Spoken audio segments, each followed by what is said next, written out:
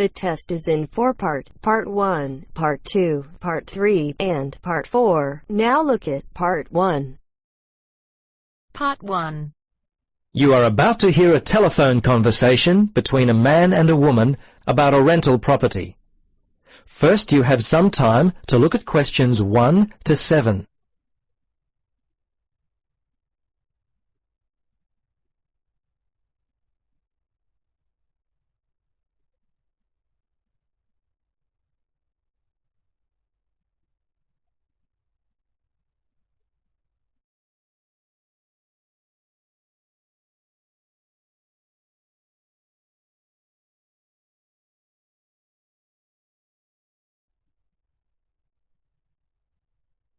Now, listen carefully and answer questions 1 to 7. Central Realty, Jill speaking. How can I help you? Yes, hello, Jill. I've got a problem, a complaint I wish to register. Who should I speak to? You'll want to speak to Tracy, the residential manager. Just a moment and I'll put you through. Thanks. Hello, this is Tracy. I understand your rent is going to be increased. Yes, this is why I'm calling. I was told that my rent would not be increased for the length of my 6-month contract, which I signed only 4 months ago. What's going on? Is my landlord allowed to do this? I see. Yes. Okay. That seems strange. Look, can I take down some of your particulars and I'll register a formal complaint to the landlord on your behalf? Yes, sure, that'd be good. Firstly, name and address, contact details. Yes, Jane McSweeney. That's McSweeny. 3 Mauger Street. That's Maugher Street. Winderee, 3355. And the phone there? Yes, you can contact me on 334756, extension 3176. I generally arrive home by 6 o'clock in the evening, so you can call me around that time, but not after 9. Oh, sorry, 8:30, because that's the time I leave for work. Okay, so I should note down that the problem is that your landlord wants to raise your rent. And when did you first move in? Yes, well, the contract began on August 1st, and... oh, hang on. Sorry, that's the ending date. We actually moved in on February the 1st. Before you listen to the rest of the conversation, you have some time to look at questions 8 to 10.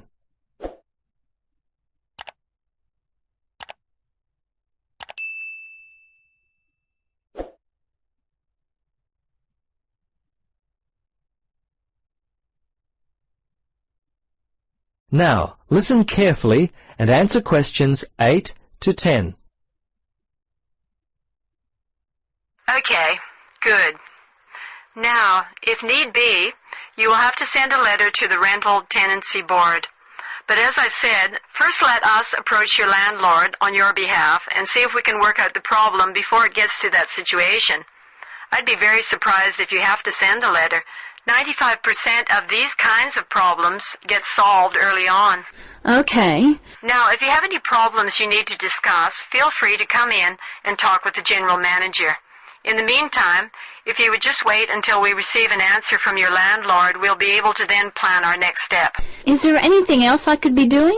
Well, you could write a letter to the RTB listing all the events as they happened from your point of view. But as I say, hold on to it. Don't send it unless we have to. Well, that's about it for now. Thanks for your call. I'm sure we can sort this out. Thanks very much for your help. I hope we can sort it out too. Bye for now. Yes, bye. That is the end of Part 1. You now have half a minute to check your answers.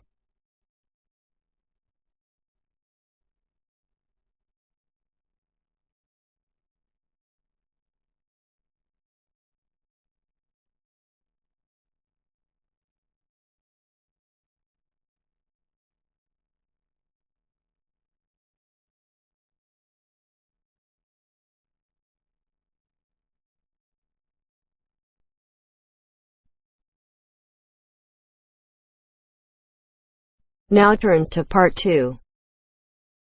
Part 2. You will hear a speech given by the head of a company to some new employees. You have 30 seconds to look at questions 11 to 16.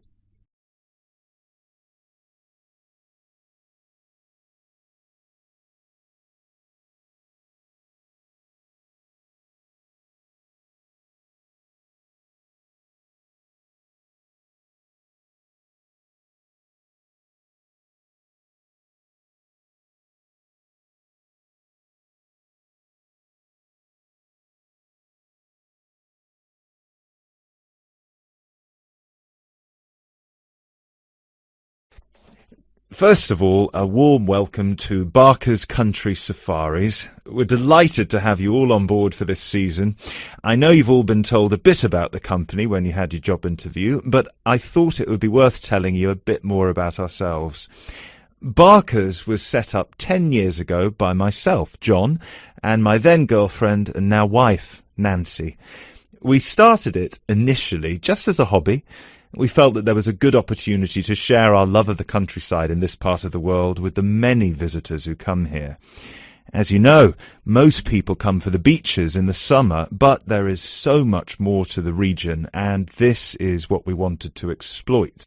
Nancy and I were born near here, and as teenagers we went climbing, kayaking, whitewater rafting, potholing, and just straightforward walking. This district is in our blood, and we love it. While we were still at university, we started taking small groups of visitors out into the national park in Nancy's brother's old Land Rover. We'd drive them around the back lanes and into the forest. We'd also organise rock climbing tours for friends of friends. Then, each year, without us having to advertise, people came back to us to ask for more excursions and trips. So, 5 years ago, we gave up our other jobs to focus full-time on Barker's Country Safaris. Now, 2 years after that, we set up the activity tour part of the business, and 1 year ago, we expanded into organising activities for school groups during term time. Obviously, this was a massive challenge with all the health and safety requirements, but it's proving a great success.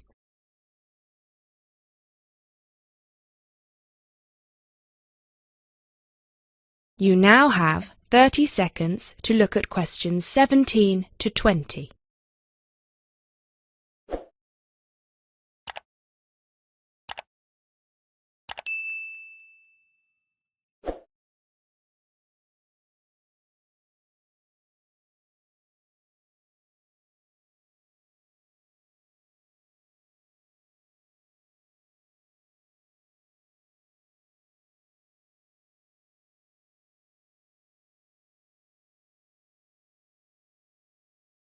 Anyway, we'll certainly not be dealing with school parties during the summer holidays.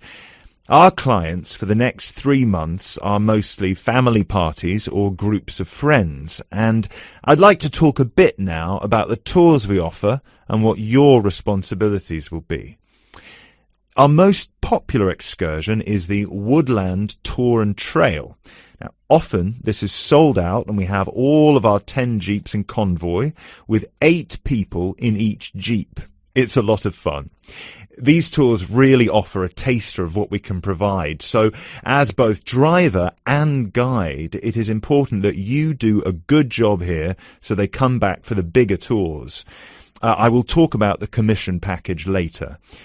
As the summer days are so long, we have 3 tours each day, but you will not be expected to work on more than 2 of them. Morning tours start at 8 a.m. and go to midday. Afternoon tours are from 2 p.m. to 6 p.m.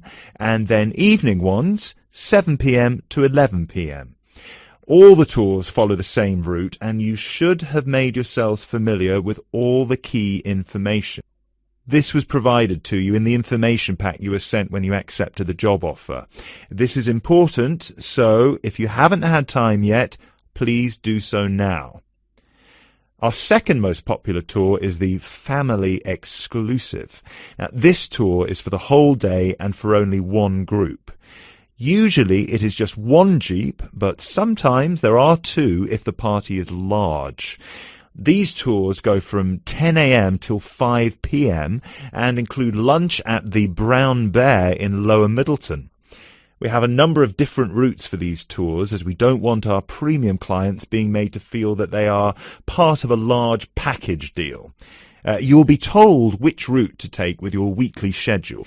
Now, I'd like to move on to these specialty tour packages. These are the ones that we're keen to book people on once they've done the woodland tour and trail trip.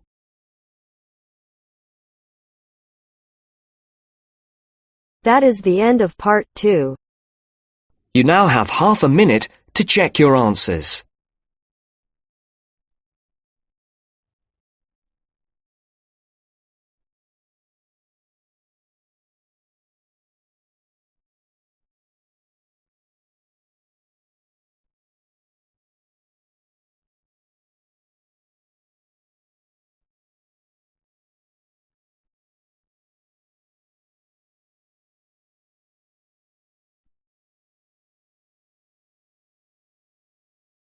Now turns to part 3.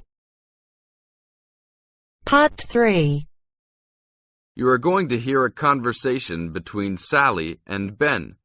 They are new college students. You now have some time to read questions 21 to 25.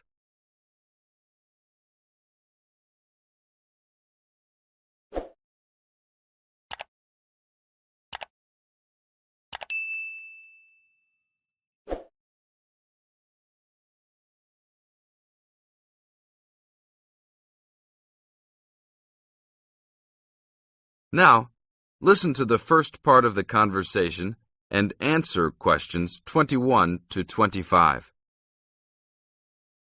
Hi, Ben. Sally. How are you? Fine. I wondered if I'd run into you. When did you get here? I only arrived last night, just in time. I prefer to travel on Sundays to miss the working rush. I suppose you arrived in plenty of time. Oh, I've been here for 4 days now, so it must have been Thursday that I arrived. I like to have a good chance to look around and settle in. I should have come earlier too. I'm hoping to get a part-time job. Well, you've no time today, I suppose. Do you still plan to be an architect? Yes, it's what I've always wanted to do. And you were planning to do economics, weren't you? Yes, I was, but now I've decided on psychology instead. How many textbooks do you have to get? I've been given this long list, and I'm sure they'll cost a fortune. See? That looks a lot. It's longer than my list. Well, it's 14 all told. So I might use library copies instead of buying some of them. What about you?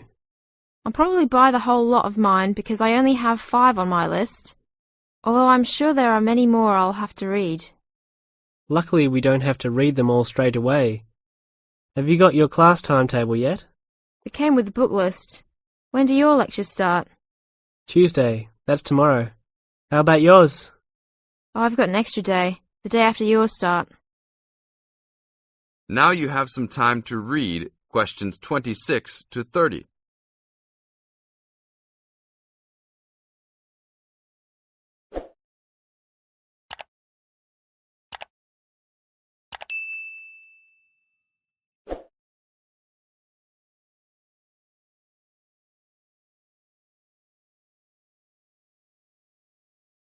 As the conversation continues, they are talking about their new college life.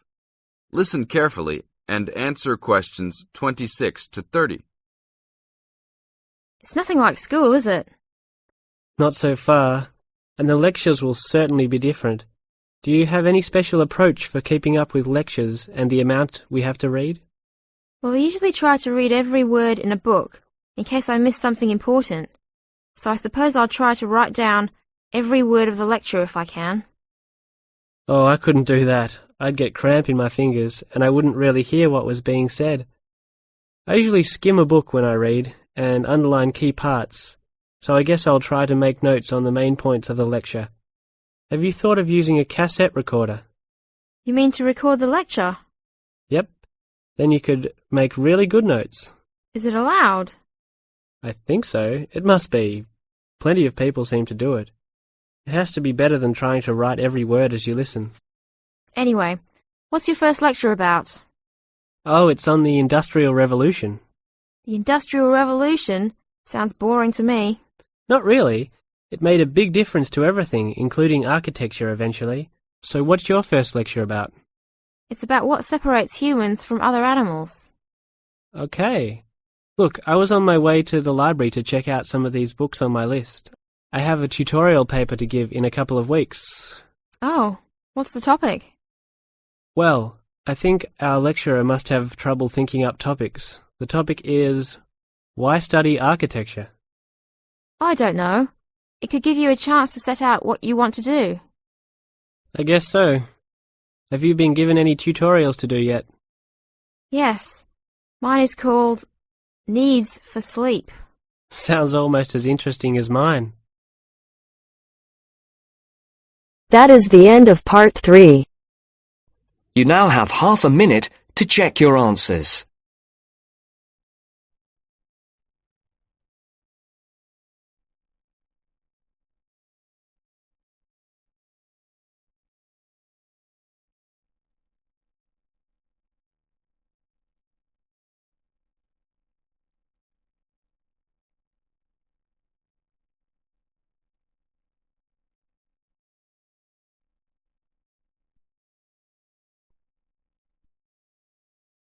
Now turns to part 4. Part 4. You will hear a lecturer talking about dust storms. First, you have some time to look at questions 31 to 36.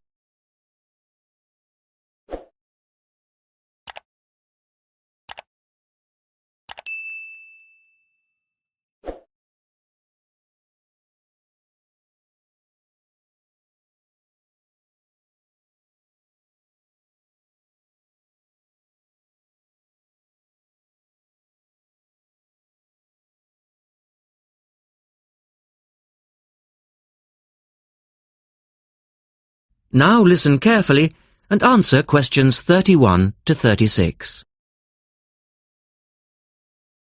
In the last lecture, we looked at the adverse effects of desert dust on global climate. Today, we're going to examine more closely what causes dust storms and what other effects they can have. As you know, dust storms have always been a feature of desert climates, but what we want to focus on today is the extent to which human activity is causing them. And it's this trend that I want to look at, because it has wide-ranging implications. So, what are these human activities? Well, there are two main types that affect the wind erosion process, and thus the frequency of dust storms. There are activities that break up naturally wind-resistant surfaces, such as off-road vehicle use and construction. And there are those that remove protective vegetation cover from soils, for example, mainly farming and drainage. In many cases, the two effects occur simultaneously, which adds to the problem. Let's look at some real examples and see what I'm talking about. Perhaps the best-known example of agricultural impact on desert dust is the creation of the USA's Dust Bowl in the 1930s. The dramatic rise in the number of dust storms during the latter part of that decade was the result of farmers mismanaging their land. In fact, choking dust storms became so commonplace that the decade became known as the Dirty 30s. Researchers observed a similar but more prolonged increase in dustiness in West Africa between the 1960s and the 1980s, when the frequency of the storms rose to 80 a year, and the dust was so thick that visibility was reduced to 1,000 meters. This was a hazard to pilots and road users. In places like Arizona, the most dangerous dust clouds are those generated by dry thunderstorms. Here, this type of storm is so common that the problem inspired officials to develop an alert system to warn people of oncoming thunderstorms. When this dust is deposited, it causes all sorts of problems for machine operators. It can penetrate the smallest nooks and crannies and play havoc with the way things operate, because most of the dust is made up of quartz, which is very hard. Another example. The concentration of dust originating from the Sahara has risen steadily since the mid-1960s. This increase in wind erosion has coincided with a prolonged drought, which has gripped the Sahara's southern fringe. Drought is commonly associated with an increase in dust-raising activity, but it's actually caused by low rainfall, which results in vegetation dying off. In the second part, the speaker talks about the drying up of the Aral Sea. Look at questions 37 to 40 and complete the flowchart.